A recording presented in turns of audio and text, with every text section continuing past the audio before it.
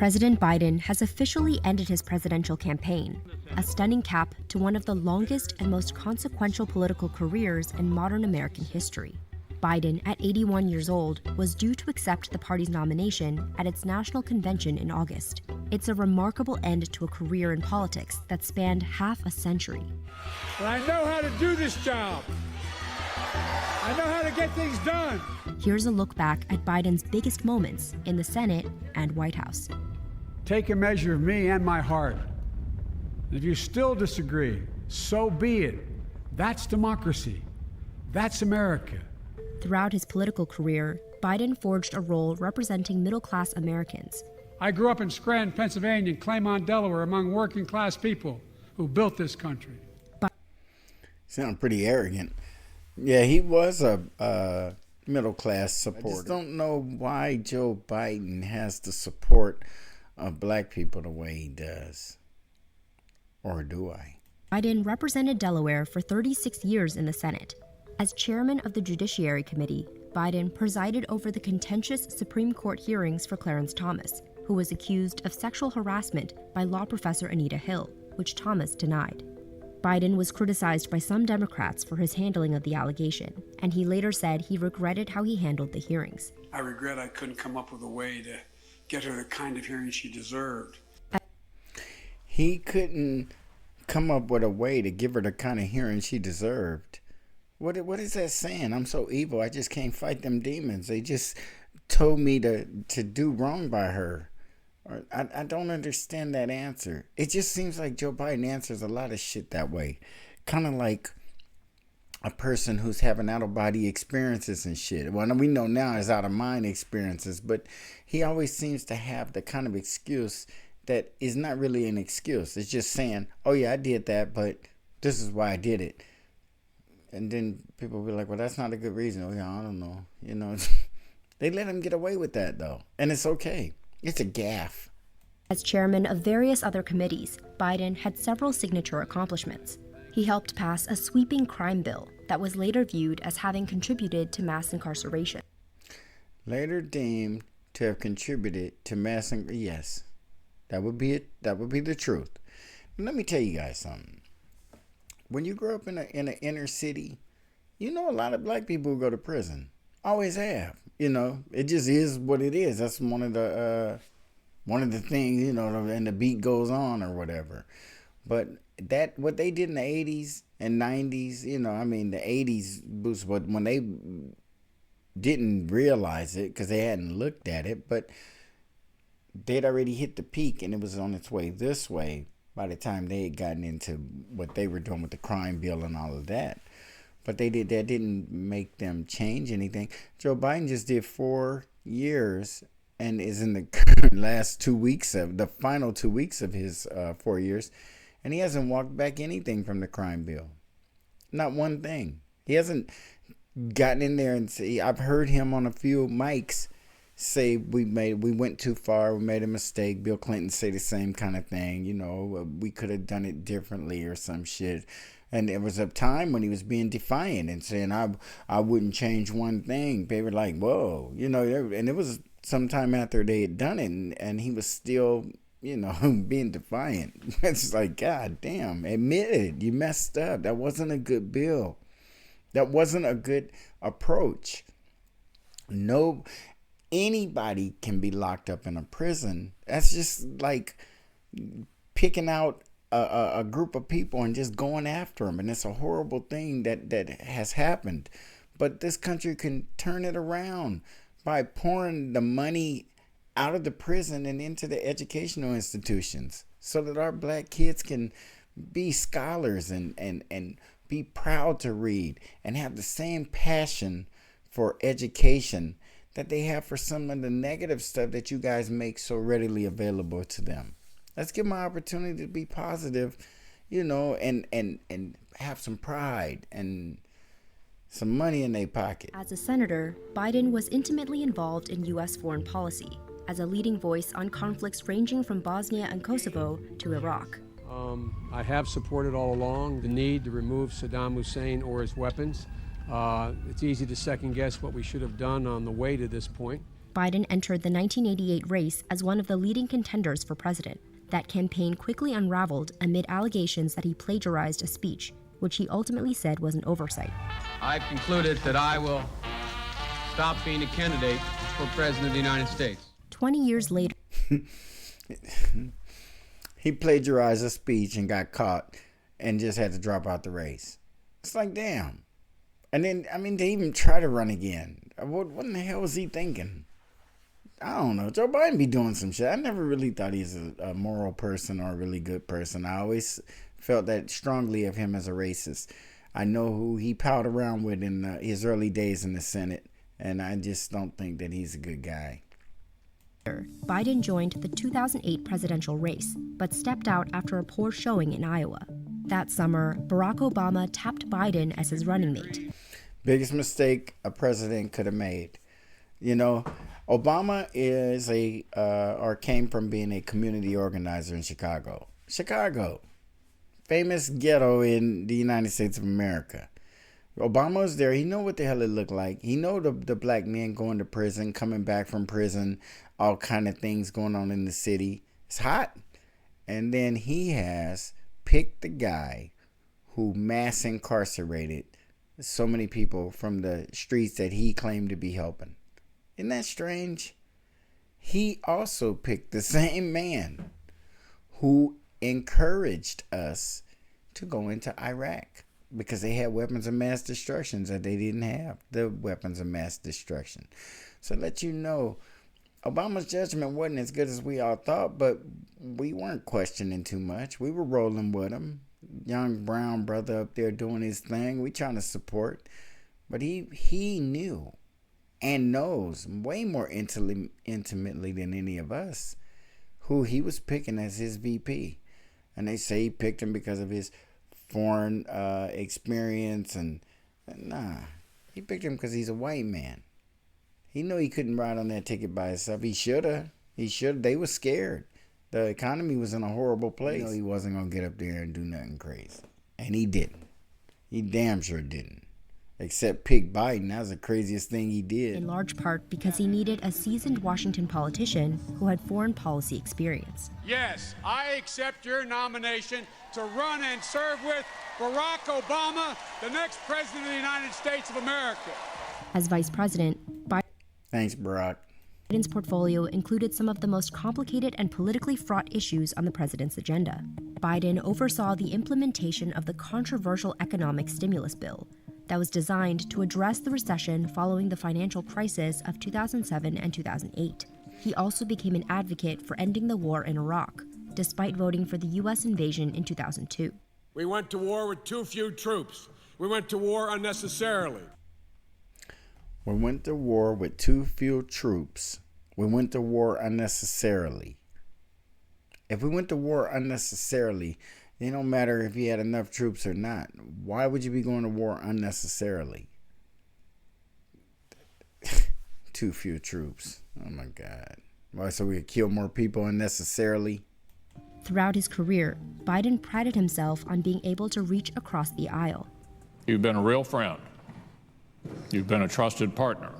Biden launched That should scare you the shit out of you right there. And hear that out of Mitch McConnell. He's been a true friend. He's been a good partner. When that scared the shit out of you, it scares the shit out of me. Joe Biden ain't who we think he is, I'm telling you. And to think that he should even be considered to be a president with any kind of a legacy worth repeating. This is like a Hall of Shame ass president to me. I don't think he's a good president at all. And up until the last moment, just a bunch of bad decisions, a bunch of bad advisors. Maybe with the right advisors, he could have looked like a different person. But he had horrible advisors, the people behind the scenes, the unelected ones, remember? Launched his third attempt to win the Democratic nomination in 2019. We are in the battle for the soul of this nation. During the campaign, we are in a battle for the soul of this nation. He just got some lines for you, don't he? Now, let's look at that. What if we were in a battle for the soul of the nation? Let's assume that was true. And you're a black person. You gonna go vote for the president who's fighting for the soul of this nation? You know what the soul of this nation has done to us? Do you know what the soulless nation is? I'm not really completely clear on it. It has changed, but it hasn't changed enough to where I see people who look like me doing the way they should be doing in this life. And they're not. They're being restricted and held back. And most of it because of things that happened a long time ago that haven't been corrected. So when you start something a long time ago and you never do nothing to correct it or fix it, it just continues to manifest itself through generations. And nobody seems to notice. And Joe Biden, his legacy. A group of women alleged that Biden touched them in ways that made them feel uncomfortable. To that, he responded, "He's a straight creep. He's a straight out creep and a weird ass president and a strange person. And he is not explaining that shit away real good by saying, you know, it's terrible. That's sexual harassment." I hear what they're saying. I understand it. And I'll be much more mindful. That's my Be more mindful.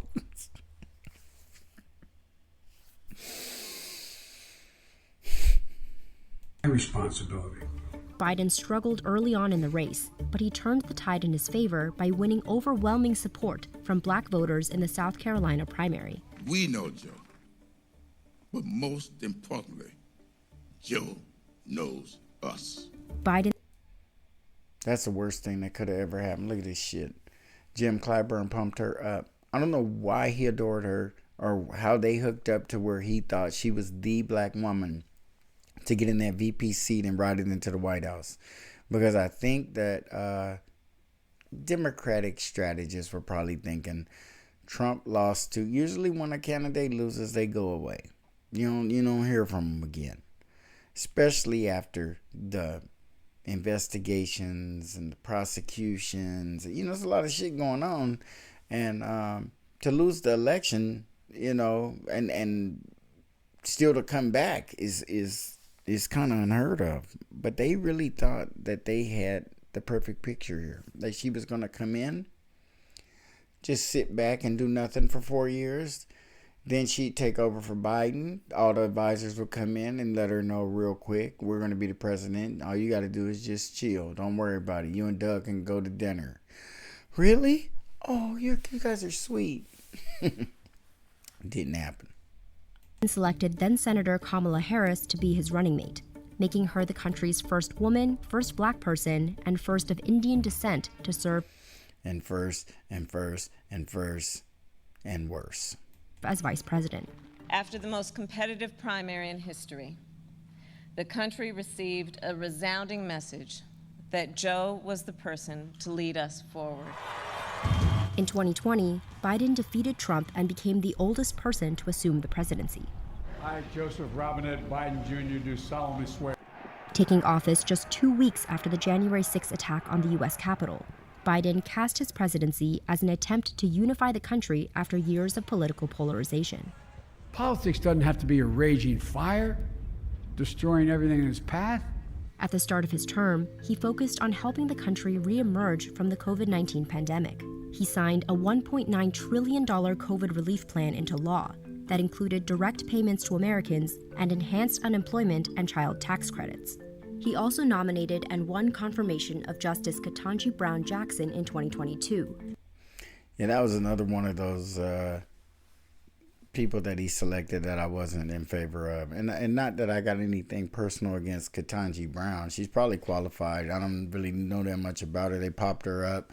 She's black and she's a Supreme Court justice. But I just think there are people in this country who may have deserved that seat. I don't think that appointing a bunch of black people to vice president and Supreme Court and not allowing them to be black. They don't fight for black people. They don't do anything. Ketanji Brown isn't on the Supreme Court, hollering no black shit is what I'm trying to say. And none of them do. And that's what I'm saying. They're putting these people here and then calling them the first black. How you think we feel as black people when you got all these black people all over the place whose hands are tied behind their back because they can't do anything for us? Because if they do, you won't have them in that place anymore. You'll quit picking black people if they start acting black again. So keep that in mind. And if you think I'm lying, select some. making her the country's first black woman to serve on the Supreme Court. It has taken 232 years and 115 prior appointments for a black woman to be selected to serve on the Supreme Court of the United States. Biden Talk about tooting your own horn. I mean, you know, okay. I mean, it's not because you were special. It's not because you had any special gifts or talents or anything like that. It's because Joe Biden picked you. And Joe Biden picked you because somebody told him to pick you. And they needed a black woman. And they got Kamala. They got you. There was some other black selection. I just, I don't know. Why a black woman? Why not a black man? Why a black person at all anyway? I don't know. I just don't like the storyline behind it. And the country's okay with that kind of shit, but we ain't racist. And we ain't racist, why do we have to do stuff like this? Why do we have to do things like this as a show, you know, on the outside of what a strong and good and equal and fair and loving country we are? But on the inside, Ketanji Brown is probably catching hell on that Supreme Court. And if she ain't, she's probably neutral or insignificant, because I just don't see how inserting her in that court changes anything. I just don't see how you expected her to get on there and do anything for her people, because you expect her to get on there and not do nothing for her people. You make it worse for us when you make these kind of selections and these kind of picks, because you put people in positions who are afraid to help their own people because they know they weren't put there to do that. It's easier when you put people in places and they know what they're there for. I'll give you an example. You put Kamala Harris on the border, but you didn't really put her on the border to stop the flow of immigrants coming in. You already knew the immigrants were coming in. You already knew why they were coming in. You already understood all of that. You just put her on the border just so that the American people could believe that there was someone down there having a look at it, and she really wasn't. I thought that was about the worst thing you could have done. And the people who figured it out, I'm sure they didn't vote for you or for her. And also enacted a sweeping $1 trillion infrastructure law, a central component of his domestic policy agenda. He also worked to cancel student loan debt. My campaign. Yeah, that was one I didn't like. I did not. I think that canceling student loan was a dumbass idea. That was a dumbass idea. You shouldn't be rewarded for going to college. You just shouldn't be, except for getting a higher paying job. That's your reward. But a person who didn't go to college and didn't receive the benefits of a higher paying job or being in management or whatever you get for going to college, what do they get? Is there kind of stipend out there for them? For people, hey, if you didn't go to college, you get a $50,000 stipend, which is less than what most of these people are paying back in student loans. For president, I made a commitment. That would provide student debt relief. And I'm honoring that commitment today. Following the Supreme Court's 2022 ruling that overturned Roe v. Wade, Biden's administration made efforts to protect abortion rights. Early in his presidency, and that was the one that pissed me off, the abortion rights, because that was all Kamala ran on. And I just kind of feel like if the Democrats were that passionate about abortion and all of that, that would have been their life's work after Roe v. Wade in 73. They would have cemented it, made sure there was no way that would be, they've had opportunities to do that. And, because it's one of them things that you give a person like Kamala, who is not a real candidate, something to run on. What if abortion wasn't on the table? What if it was not even on the table? It had already been taken care of years ago, decades ago, just done. I didn't even talk about it no more. What would a Kamala run on? What was her message to us? Yeah, that's what I thought. Biden made the controversial call to withdraw U.S. forces from Afghanistan. The Taliban's swift takeover surprised Biden's administration and led to a tumultuous ending to America's longest war, leaving a mark on Biden's presidency. His foreign policy record was also marked by the wars in Ukraine and Gaza. Yeah, no, that's the thing. Obama get him because of his foreign policy experience. But his foreign policy experience was, let's go into Iraq. His foreign policy experience is, hey, let's withdraw to Afghanistan. You know what I'm saying? I mean, he didn't do that before Barack, but before that, what could he possibly been doing that was so dynamic, other than being a white man and having good connections on the Republican side and being an open racist? Why would Obama pick him? because Obama knew that's what he needed to. I mean, they trusted him, but I must admit, he had to even push that trust to another level and bring Biden on board. I wouldn't have done that, but it's other people who ran I would have picked up, not him. Biden gained bipartisan support for taking a strong stance against Russia after its invasion of Ukraine, though he drew some criticism for not issuing sanctions sooner. He pledged unwavering support for Israel, but as the humanitarian crisis in Gaza worsened, he received backlash from Muslim and Arab American voters as well. Let me ask you guys a question. And I'm not to disrespect the Gaza talk that they're doing right there. I'm going to let them finish that up. But if when Putin invaded Ukraine, if the United States felt so strongly, why didn't we give a full-throated effort, some support to Ukraine to shut that shit down? Not just feeding them, weapons one by one or whatever the hell we've been doing, but really go in. If they're our ally, if we really believe in what we're doing and we right and Russia's wrong, why don't we just start shutting that shit down, in a more aggressive fashion and let Russia know we're willing to go as high as you're willing to go?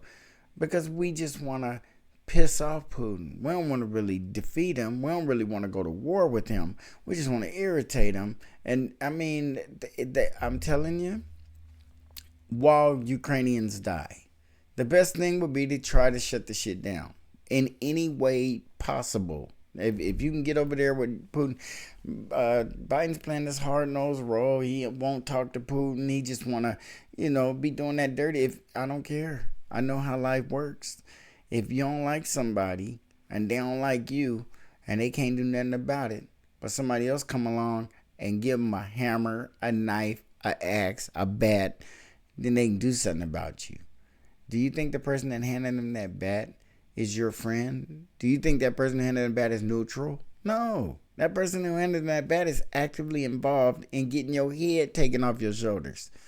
And that's what the United States is doing. But in such small increments, that is not as significant as it could be if your true goal was to shut down the war. Biden, what are you doing? And then after Kamala lose, then you start launching missiles further into Russia. I don't know. I really have a bad place in my heart for Joe Biden. I really don't think he's a good man, and I don't think that he deserves a legacy, a library, or none of that stuff. He needs to get his ass out the White House. He should be moving early. All as progressives. He later pushed Israel to reduce the rate of civilian casualties in Gaza. The conduct of the response in Gaza, in the Gaza Strip, has been over the top. A swell of over the top. You're giving Israel weapons and money, and what they did with those weapons and that money, you, as the President of the United States, are describing it as over the top. And we're talking about human lives, and your response is over the top? Immigrants illegally crossing the border from Mexico presented another set of challenges for Biden. Many voters came to believe the president wasn't aggressive enough in stopping illegal immigration. Biden also dealt with the challenge of high inflation, which reached levels not seen since the early 1980s. About the immigration real quick, you guys. It's very hard for Joe Biden and Kamala Harris to stop immigration when the immigrants coming in, they're looking forward to them to come and go work for corporations in the United States. So they're looking forward to this. They're encouraging this. And then they turn around and try to keep talking in news stories and in real life about what they're doing to stop nothing. Not doing anything to stop immigration. I don't think you could have let more people in. Could you? If we can let more people in than Joe Biden let in, it's just, I don't think we could. But if we could, wow, that's a lot of people. And then for a president to do that and then pretend that he doesn't want that to happen, but he has no choice. He has no choice. Just open the borders up. I wish I could do something about it. I wish I could quit hugging people and touching them on their intimate parts. You know what I mean? That's the kind of guy he is. Oh, I wish I could have wrote that speech by myself, but I didn't. I plagiarized it, so now I got to drop out. That's just him. I'm not going to pardon my son. I won't. There's no way. I couldn't do it. It wouldn't be right. The United States justice system is going to have the last word. And then he goes and pardons him. Liar, liar, pants on fire. This hurt his approval ratings, despite strong job growth, a roaring stock market, and low unemployment.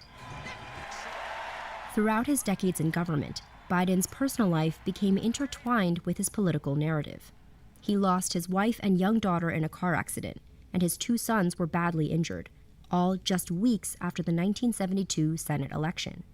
In 1988, he had surgery for 2 life-threatening brain aneurysms, and in 2015, his elder son Beau died of brain cancer. While president, Biden also grappled with his son Hunter's legal issues. He said a lie to us. He told us that Hunter didn't have nothing to do with nothing and all this, and Hunter is not a good person. Hunter should probably, as a regular civilian, have served some time already, or definitely not be as rich and even have the money to do all the drugs that he's been able to do. It just doesn't make any sense because he's the president's son and he's just loving it. Look at this dude.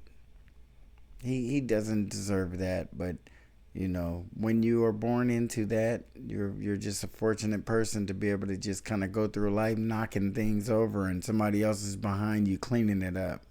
The younger Biden became the first child of a sitting president to be convicted of criminal charges when he was found guilty of falsely claiming to be drug-free when applying to buy a handgun. Republicans also targeted Hunter Biden's overseas business dealings. Both Bidens denied wrongdoing. For over half a century, Biden became known as an affable public figure, with a penchant for saying what he thought. No one ever doubts I mean what I say. The problem is I sometimes say all that I mean. But he That was like a slick way of saying some of that shit I be taking back. I really mean. I just say all that I mean. Yeah, I always take a person, you know, when they're making a public statement, especially a prepared one, and they say something, and then they come back, you know, the next day and say, you know, that they misworded it or misspoke or whatever. Then their people told them, you got to go out and take that shit back. You can't. Kamala was doing it a lot on her campaign. It's just a political way of lying. They get away with it, and we shouldn't let them. I don't. We shouldn't let them. I don't. Whenever they lie, I hold them accountable. I will never ever vote for a Democrat again. And every time I catch one lying, I never will vote for a Democrat. So I always add a couple of nevers in there whenever I catch a good fresh lie coming out of them. Also became known for his gaffes, which raised questions about his ability to serve as the oldest president in American history. Poor kids are just as bright and just as talented as white kids. To keep alive the truth and honor of the Holocaust, horror of the Holocaust. Those concerns only heightened when he launched his 2024 re-election bid. In June, a lackluster debate showing led to calls for Biden to step away from his re-election. They just played into his hand. They knew before the shit ever started that he wasn't going to make it, but they didn't want a primary because then Jim Clyburn's Kamala would not have won. The only way to get her in that seat was for Biden to drop out after, and it still wasn't a guarantee, but they had high odds. But the Democratic Party went on along with it because I guess they thought she could beat Trump. And they figure, oh, well, what the hell. Trump wasn't a strong candidate, but he looked like one. He marketed himself as a strong candidate, and it worked. But he's not a strong candidate, and that's why it's embarrassing that we couldn't beat him.